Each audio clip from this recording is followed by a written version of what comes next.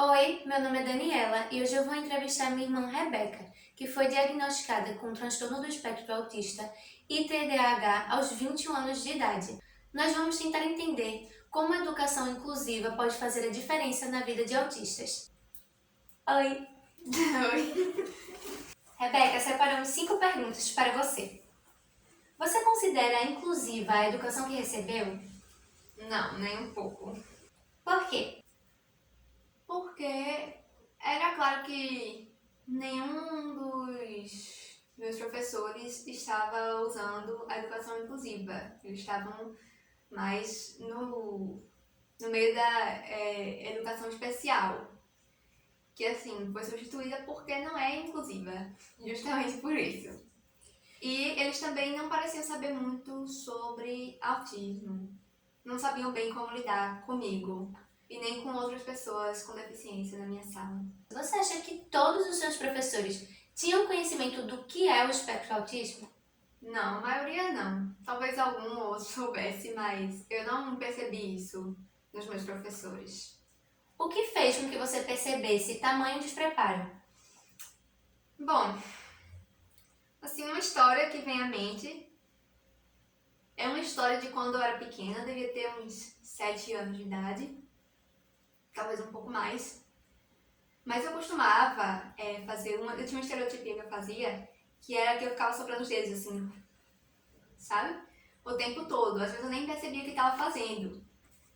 E assim, esse tipo de estereotipia é comum em pessoas autistas, para a nossa regulação sensorial, para a gente conseguir entender melhor o mundo à nossa volta, conseguir lidar melhor com os estímulos que nos cercam e que para nós são muito estressantes.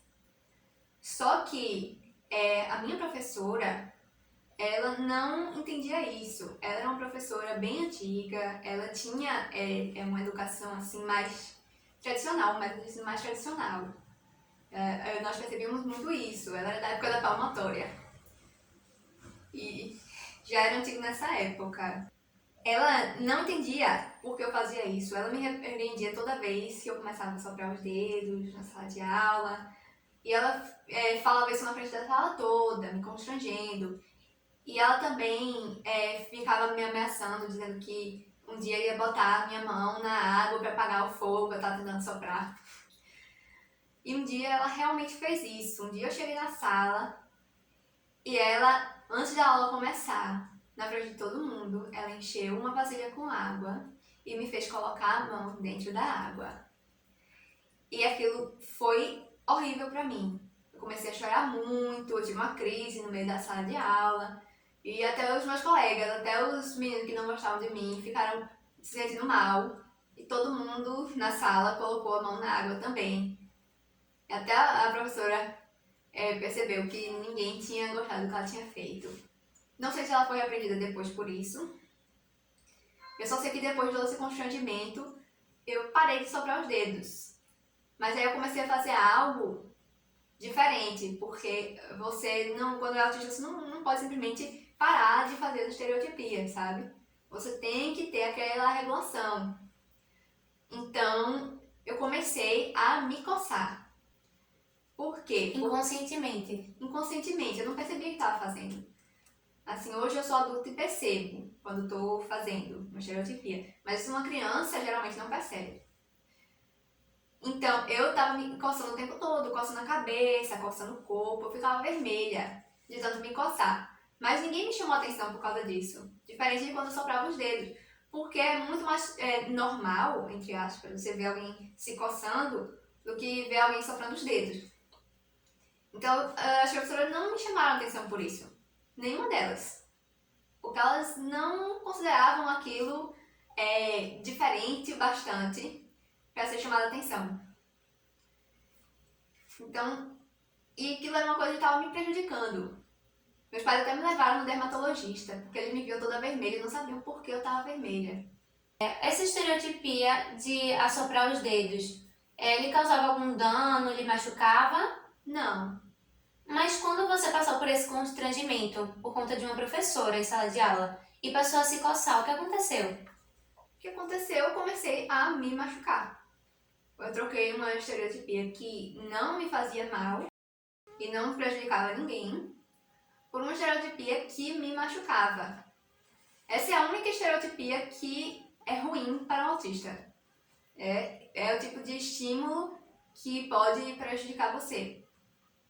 Você acha que as discussões sobre educação inclusiva têm a visibilidade que elas precisam e que elas merecem? Não. Especialmente com relação ao autismo, não tem essa visibilidade muito grande. Eu vejo muitas coisas sendo faladas sobre educação no espectro do autismo e educação inclusiva no exterior, nos Estados Unidos, na Europa, até na Austrália, Nova Zelândia, esses países que falam inglês. Eu vejo muito isso lá e em vários outros. Mas aqui no Brasil eu não vejo muito isso. Eu tenho muita gente que ainda não tem essa consciência.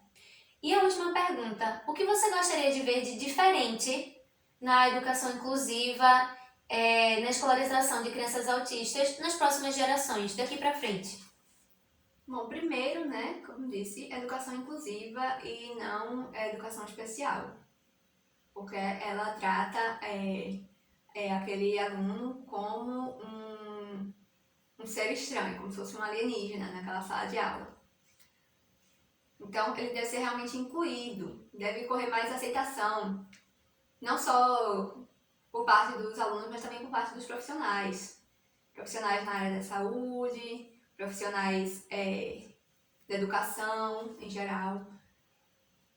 Então, eles devem ter a consciência de não constranger aquele aluno e não remover as adaptações necessárias que ele precisa. Talvez, por exemplo, um aluno precise usar protetores de ouvido na sala de aula para conseguir bloquear aqueles estímulos, senão ele não vai conseguir aprender nada na sala de aula. E aquilo não deve ser tirado dele. Ou talvez ele tenha um fidget toy que ele precisa para se regular. Muitas pessoas usam eles para se desestressar. Nós autistas usamos eles para nos regular. Em vez de fazer coisas como, por exemplo, esse tipo de estereotipia que você mexe muito o corpo, algumas pessoas, elas precisam mesmo ter aquele objeto para se regular sem chamar muita atenção.